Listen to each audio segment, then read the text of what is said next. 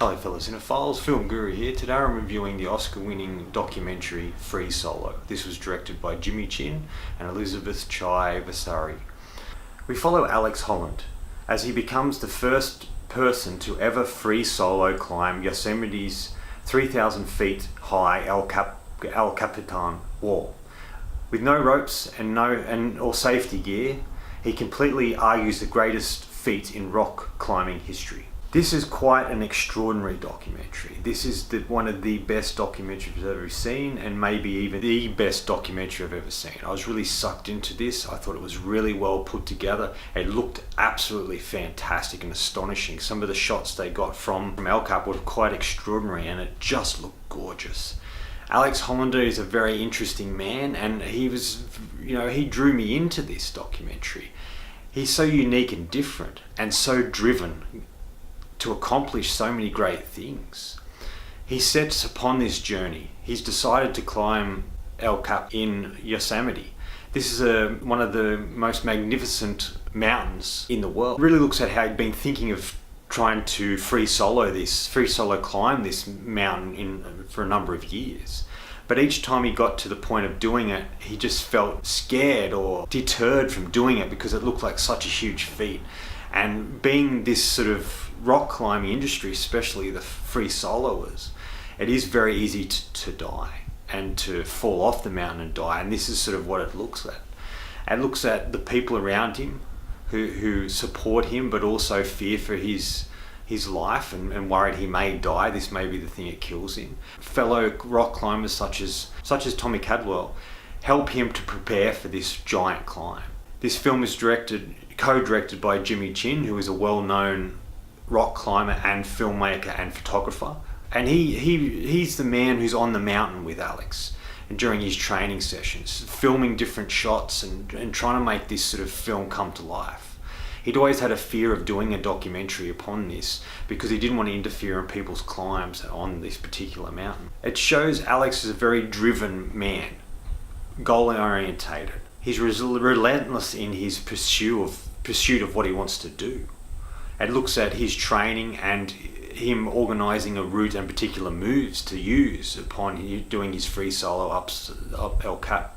How he tries different things, all with ropes, and trying to work out the best route and best passage to take and the best moves to do while he's going up this particular mountain. It looks at the relationship he forms with Sani, a young girl that he meets during a book signing of one of his books, Alone on the Wall.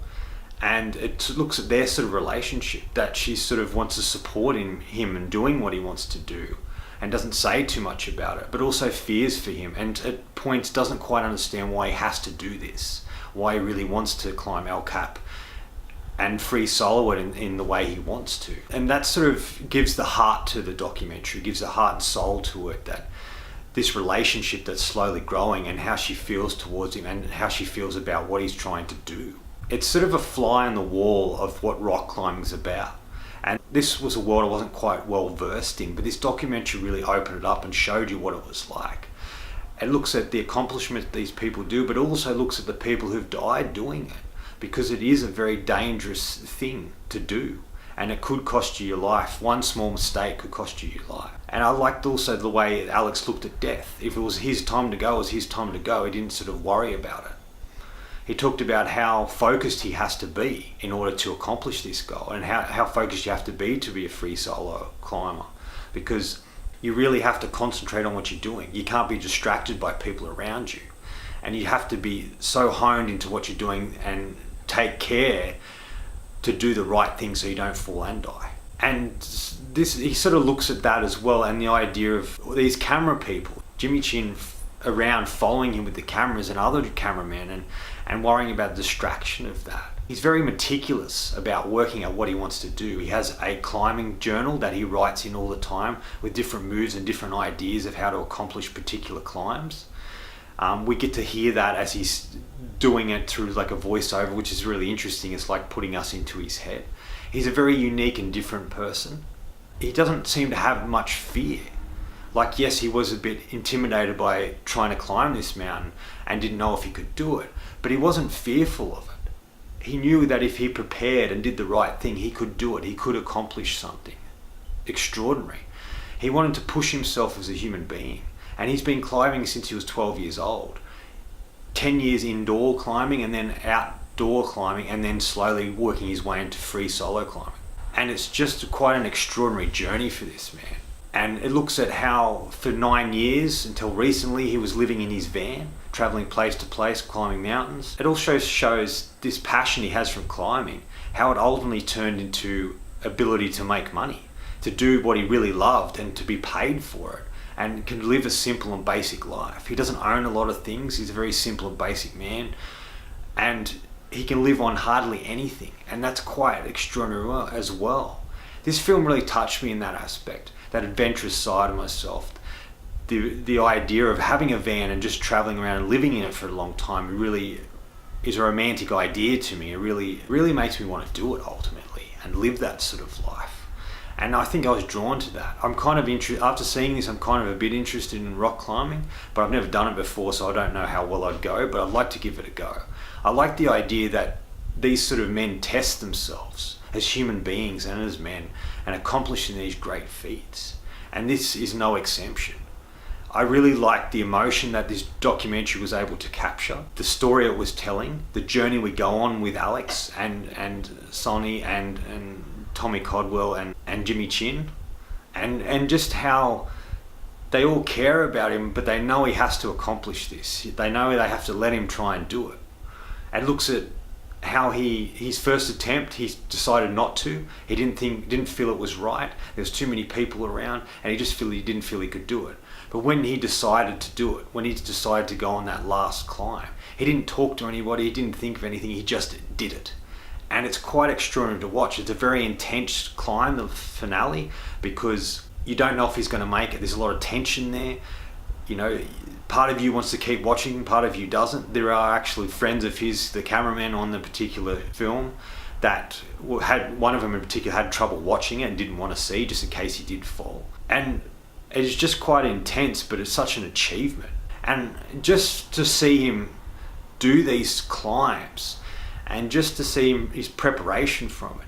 He suffered a couple of injuries along the way from silly falls, but he was able to persevere through that, through the pain, and able to get back on his feet and head towards the goal that he had.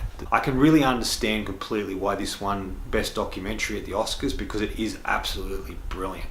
I recommend it to everybody, whether you're interested in rock climbing or not, just to see this man accomplish such a feat. There's something to me about rock climbing, the freeness of it, to be up on a mountain, completely focused on what you're doing, completely present, and just trying to accomplish the goal you set for yourself, whether it's to scale a big mountain, a small mountain, or whatever. There's something that speaks to me about that. And the aerial shots are just magnificent to see him climbing on this mountain. There's drone shots, there's low angle shots, there's shots where the other rock climbers have their cameras. It's quite extraordinary to watch, and you get to see behind the scenes a little bit as we go along as well. For him, climbing a mountain is the only time he feels himself, feels normal and feels happy and safe and in the place he needs to be. Without climbing, I don't know what he would do, because it's his main driving force. It's the main thing that he wants to do all the time, and it also is how he sort of lives. He's able to do this thing that he thoroughly enjoys, a passion he has for it, and he's able to earn a living from it. And that's something that most people aren't able to do. They might have passions for things or be interested in things, but they're unable to make money with it. And he's able to do that, but he didn't set out to do that. It's just what transpired. He's very in the moment sort of person, and I really thoroughly enjoyed that about this documentary. Final verdict. Even if you're not a fan of rock climbing, I highly recommend this. Like I said, it's one of the best documentaries, maybe even the best documentary I've seen. It's just to see this man go up against something that's quite extraordinary, against something he may not be able to do, and watch him slowly work towards that, and then climbing this mountain and how he does that. It's definitely worth your time. If you have a sense of adventure, if you like these sort of adventure sort of ideas, definitely watch this. I'm going to give Free Solo 5 out of 5. I really enjoyed myself here. It was a quite interesting glimpse into a world I was unaware about, and I think it's absolutely brilliantly made and shot, and has a lot of heart, and it really sucked me in. I enjoyed my experience through this film. Anyway, That's all from me today. Thanks for watching. I hope you enjoyed this video, and if you did, please hit subscribe down the bottom. Otherwise, until next time, enjoy the movies.